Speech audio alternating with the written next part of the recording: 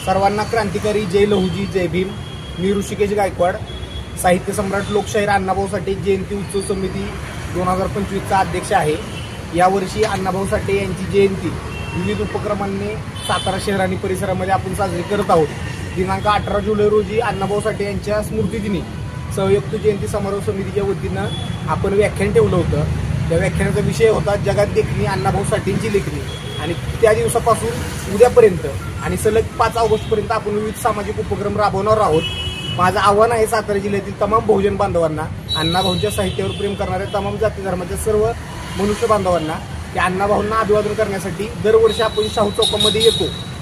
यावर्षी अण्णाभाऊंच्या पूर्णाकृती पुतळ्याचं काम असल्यामुळे पूर्णाकृती पुतळा तिथलं नसल्या कारणानं सातारा नगरपालिकेच्या माध्यमातून जुनी नगरपालिका राजवाडा येथे अण्णाभाऊंचा जुना अर्धाकृती पुतळा अभिवादनासाठी ठेवण्यात आलेला आहे। त्याचबरोबर संयुक्त जयंती समारोह समितीच्या वतीनं सुद्धा डॉक्टर बाबासाहेब आंबेडकर यांच्या स्मारकाच्या शेजारील जो सभामंडप आहे तिथं देखील अण्णाभाऊंचा छोटेखानी पुतळा आम्ही ठेवणार आहोत।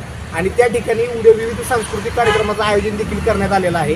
त्या कार्यक्रमामध्ये सकाळी 10 वाजता बाबासाहेब आंबेडकरांना अभिवादन करून 10 वाजता बाबासाहेब आंबेडकरांना अभिवादन करून अण्णाभाऊंच्या साहित्याची दिंडी आपण काढणार आहोत सातारा शहरामधून। त्या साहित्य दिंडीचा मार्ग हा बाबासाहेब आंबेडकरांच्या स्मारकापासून लहुजी वस्तादांना अभिवादन करून राजवाड्याकडे मार्गस्थ होणार आहे। या साहित्य दिंडीमध्ये अण्णाभाऊंच्या साहित्याचा लेखणीचा गौरव करण्यासाठी तमाम बहुजनांनी मोठ्या संख्येने उपस्थित राहिलं पाहिजे। त्याचबरोबर दुपारी 12 वाजता संयुक्त जयंती समारोह समितीच्या वतीनं पुतळा परिसरामध्ये भीमगीतांचा कार्यक्रम ठेवलेला आहे। त्याचबरोबर आमचे समाजाचे नेते किरण इंगळे यांच्या माध्यमातून स्नेह भोजनाचा कार्यक्रम आहे। आणि संध्याकाळी ज्या भव्य प्रतिमांची मिरवणूक निघते दरवर्षीप्रमाणे त्या मिरवणुकीचा मार्ग जरी पुतळा इथे नसला शाहू चौकात तरी तो समारोप हा बाबासाहेबांच्या पुतळ्यापाशीच होतो। आणि दुसऱ्या दिवशी दिनांक 2 ऑगस्ट रोजी बाबासाहेब आंबेडकरांच्या पुतळा परिसरातल्या मंडपामध्ये ज्या सर्व चित्ररथांना आपण संयुक्त जयंती समारोह समितीच्या वतीनं पारितोषिक वितरण समारंभ घेणार आहोत। आणि अशा विविध उपक्रमांनी आपण अण्णाभाऊंची जयंती साजरी करत आहोत।